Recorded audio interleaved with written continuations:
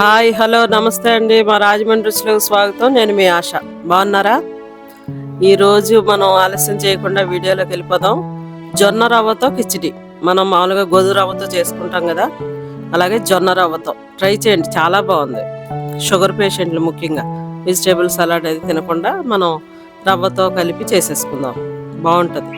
మీకు చట్నీ కానీ కర్రీ కానీ అవసరం లేదు, ఇంకా ప్లెయిన్గా తినేయచ్చు. దీనికి కావాల్సిన పదార్థాలండి: క్యాప్సికమ్ ఒకటి, బంగాళదుంప ఒకటి, బ్రోకలీ ఒకటి సగం, కొంచెం పుదీనా, కరివేపాకు, అల్లం వెల్లుల్లి పేస్ట్ ఒక స్పూను, అంతే. జొన్న రవ్వ ఒక అరగంట నానబెట్టానండి. నానబెట్టి ఒక 5 నిమిషాలు పొయ్యి మీద పెడితే కొంచెం దగ్గరికి అయిపోతుంది.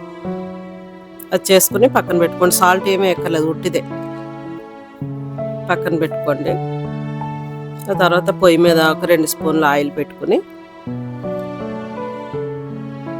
దాంట్లో క్యాప్సికమ్, తర్వాత బంగాళదుంప రెండు వేగనివ్వండి బాగా.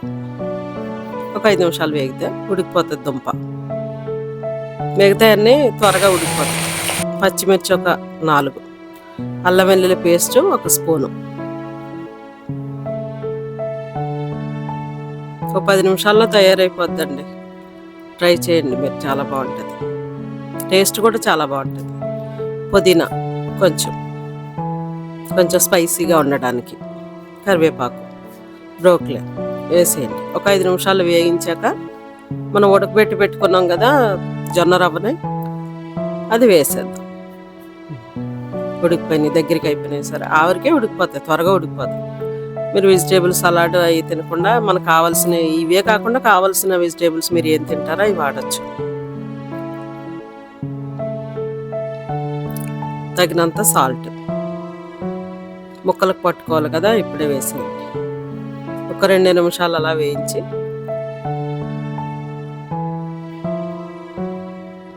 సరిపోద్దండి. ఉడికిపోయింది చూసారా, ఆవిరికే ఉడికిపోతాయి.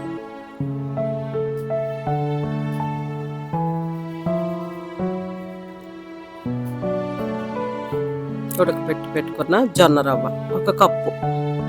సరే, పొడి పొడిగా చక్కగా గోధుమ రవ్వ ఉప్మాలాగా తయారవుతుంది.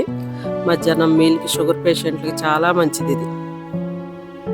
ఇంట్లో ట్రై చేయండి. ట్రై చేసి మీరు టేస్ట్ చేసి మీ కమెంట్స్లో నాకు తెలియజేయండి. చాలా మంచిదండి, హెల్త్ వైజ్ కూడా చాలా మంచిది మనం వేసిన వెజిటేబుల్స్. వీడియో అంతా చూసి ఖచ్చితంగా ట్రై చేయండి ఇంట్లో. అయిపోయిందండి, దగ్గరికి అయిపోయింది. Thank you. మా ఛానల్ని లైక్ చేయండి, షేర్ చేయండి. మరిన్ని వీడియోస్ కోసం సబ్స్క్రైబ్ చేసుకోండి, నోటిఫికేషన్ ఆన్లో పెట్టుకోండి.